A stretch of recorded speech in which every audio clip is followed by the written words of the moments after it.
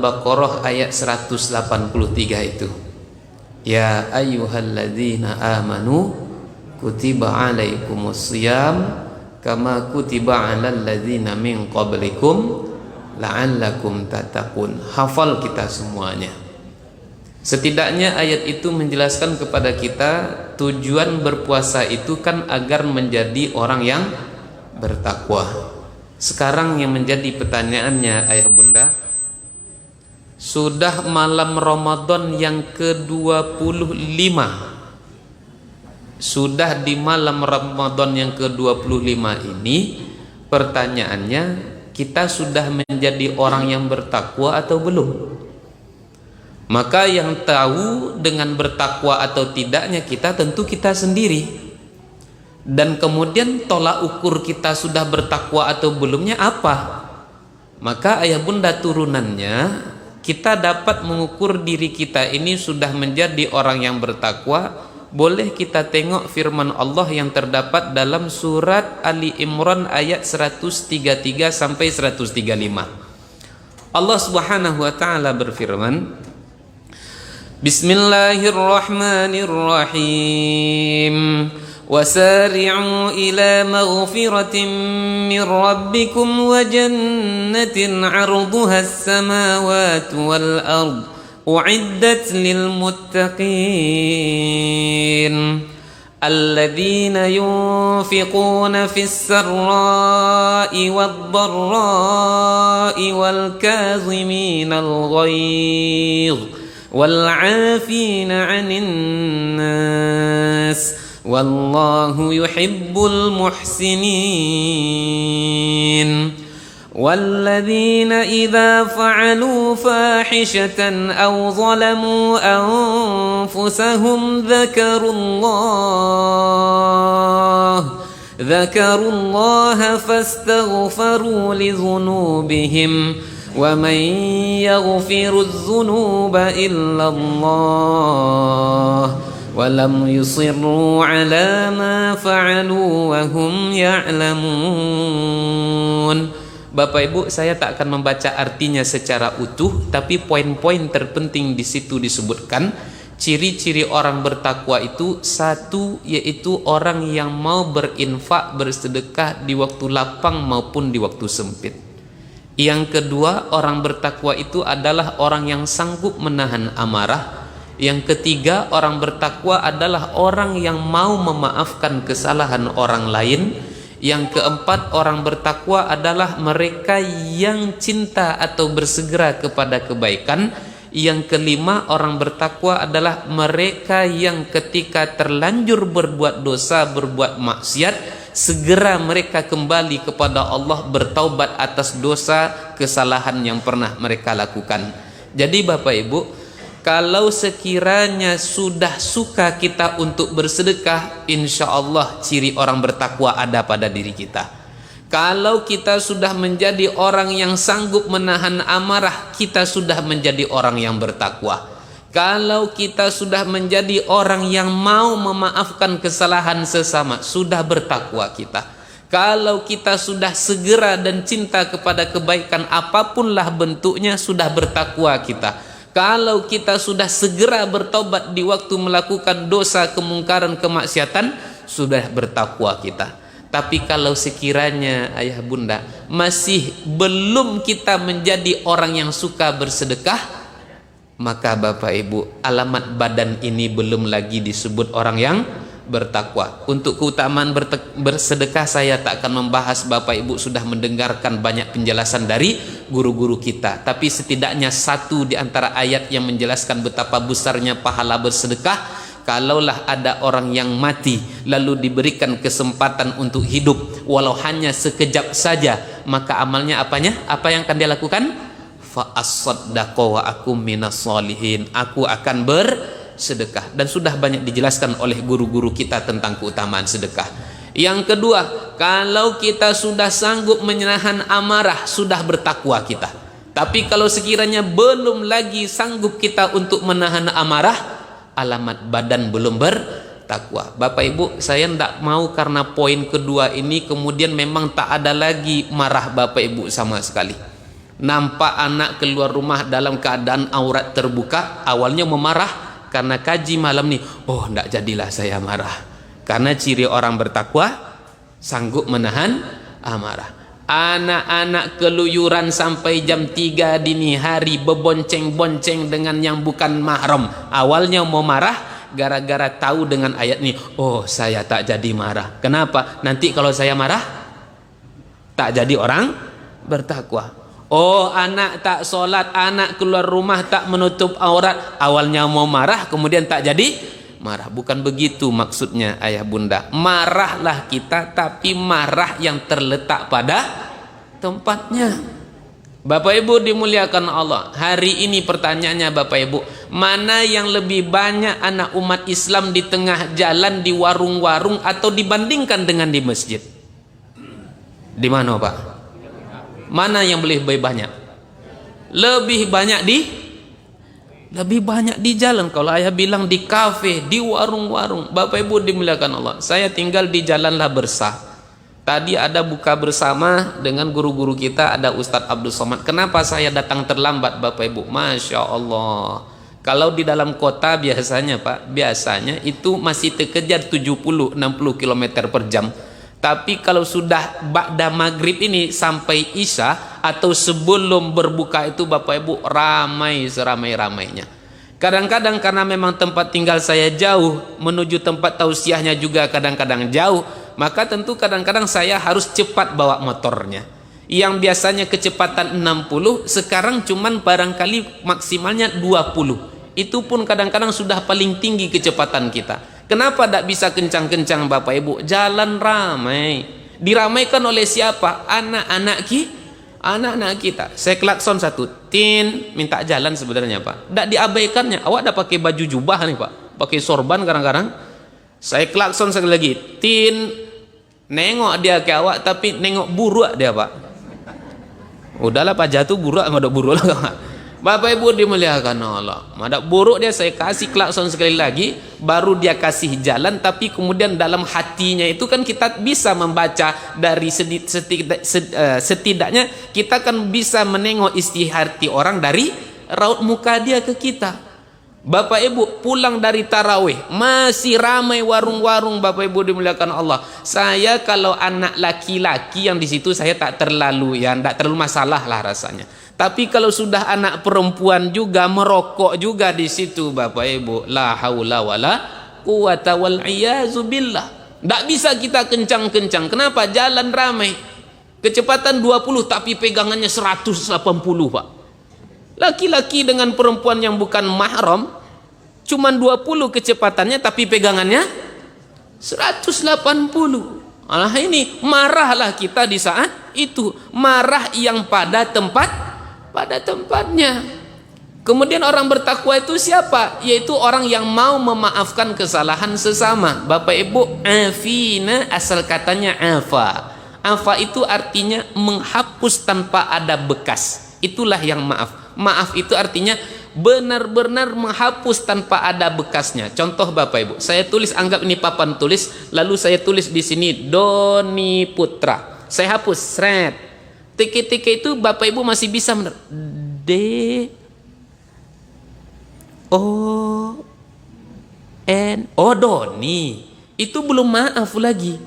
Yang maaf itu mana? Sampai benar-benar bersih, tak ada lagi tulisan walaupun ada goresan 1 titik, itulah yang maaf. Ustadz, aku sudah memaafkan dia Pak Ustadz. Tapi Pak Ustadz, yang tapi ini berarti itu belum maaf.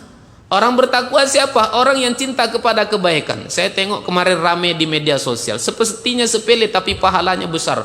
Anak-anak muda ganteng-ganteng dirapikannya sendal-sendal yang ada di luar tuh Pak. Amal soleh tak tuh Bapak Ibu? Amal soleh. Kita berjumpa dengan sesama mengucapkan assalamualaikum. Amal soleh? Amal soleh. Segera kepada kebaikan. Kemudian orang bertakwa itu siapa? Orang yang segera bertaubat di waktu melakukan kesalahan tanpa ia tunda-tunda. Bapak Ibu dimuliakan Allah, beribu maaf. Andai kata saya pukul rata usia kita semua yang hadir di sini, taruhlah 50 tahun, sekalipun ada yang sudah 60 ataupun 70 tahun, Kalau usia kita hari ini 50 tahun, anggaplah kita akil balik di usia 15 tahun. 50 kurang 15 berapa? 35. Sudah 35 tahun kita ikut latihan Ramadan. Lalu kenyataannya belum juga kita menjadi orang yang bertakwa. Emangnya butuh berapa tahun lagi kita untuk menjadi orang yang bertakwa? 35 bulan sudah kita ikut latihan. 35 bulan, sebulan taruhlah 30 hari. 35 kali 30 berapa ayah bunda? 35 kali 3 1050 hari. Ayah bunda, sudah 1050 hari kita ikut latihan Ramadan.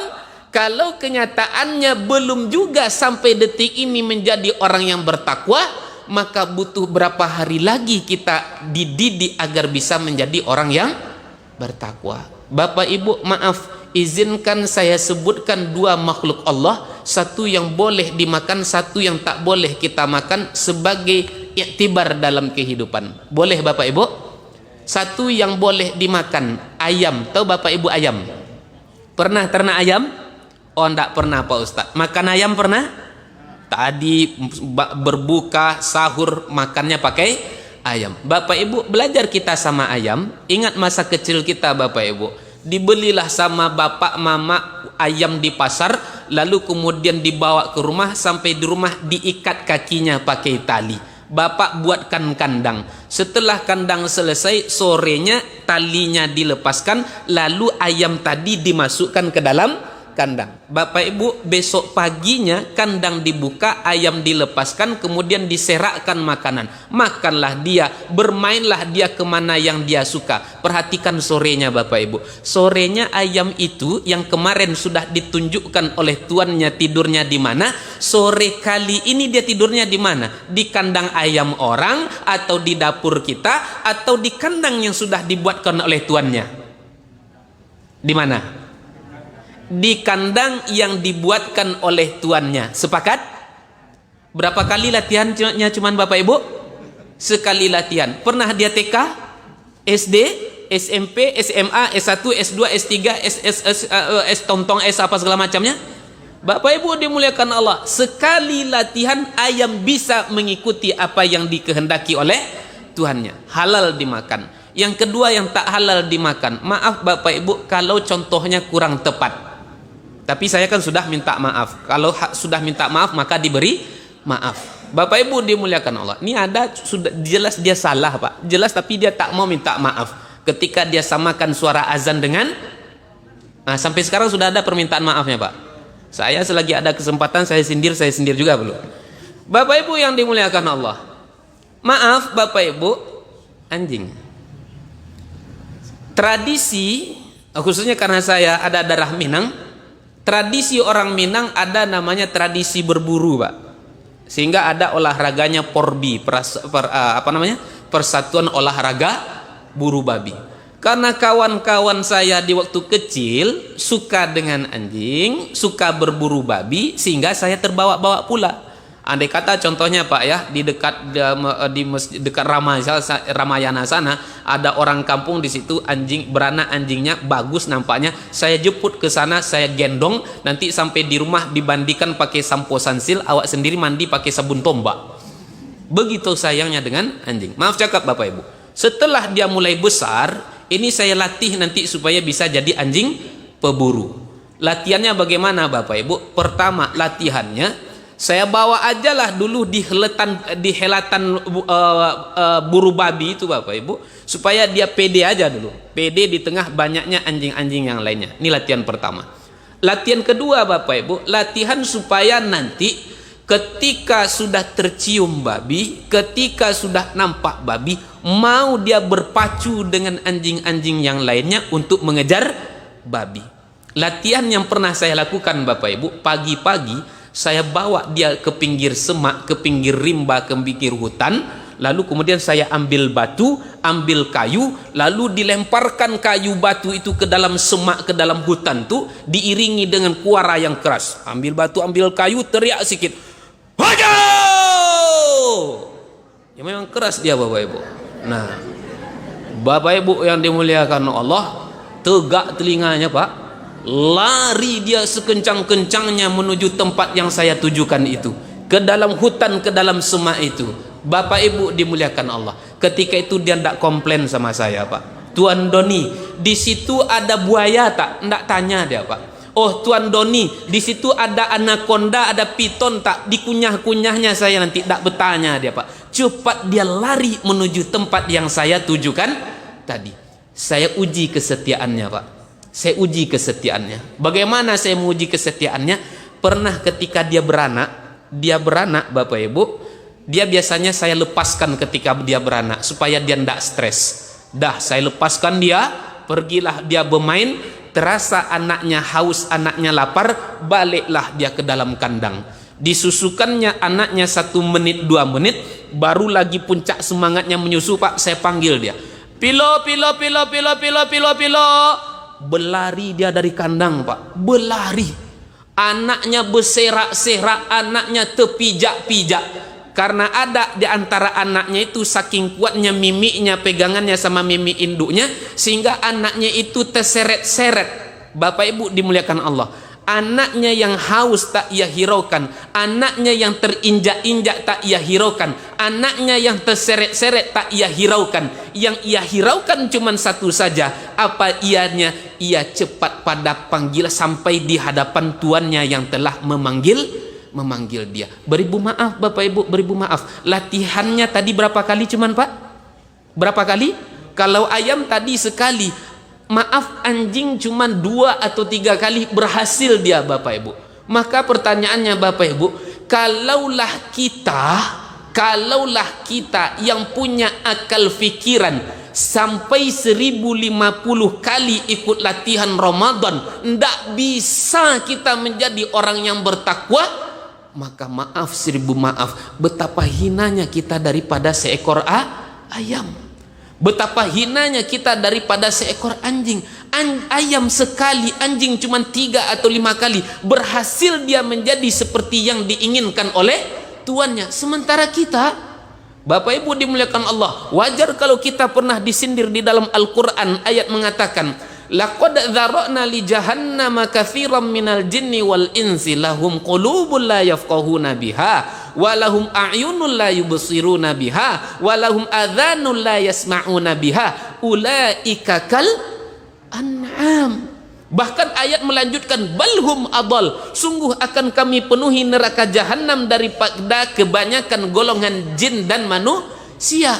Mereka punya hati tapi tak berpikir, mereka punya mata tapi tak melihat, mereka punya telinga tapi tak mendengar. Mereka itulah makhluk seperti binatang.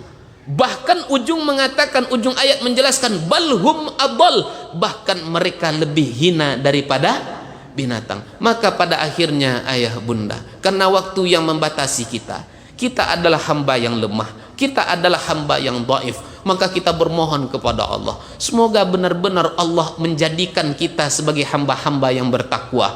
Allah mudahkan kita untuk gampang bersedekah, Allah mudahkan kita, gerakkan hati kita untuk mau menahan amarah. Allah buat kita menjadi pribadi-pribadi yang berlapang dada, mau memaafkan kesalahan sesama. Allah jadikan hati kita ini menjadi pribadi-pribadi yang cinta kepada ketaatan, dan kemudian Allah jadikan kita sebagai hamba-hamba yang segera bertobat di waktu melakukan kesalahan. Bapak Ibu, semua itu takkan bisa terwujud kalau Allah tak mau menolong kita. Makanya ayat dalam surah Al-Fatihah, iyyaka na'budu wa iyyaka nasta'in. Maka banyak-banyaklah kita memohon pertolongan kepada Allah supaya Allah benar-benar menjadikan kita hamba yang bertakwa. Jangan sampai kita lebih hina daripada hewan yang telah kita sebutkan tadi. Wal iyazubillah. Bapak Ibu dimuliakan Allah, demikian dapat kami jelaskan. Mohon maaf atas segala kesalahan dan kekhilafan. Sekali lagi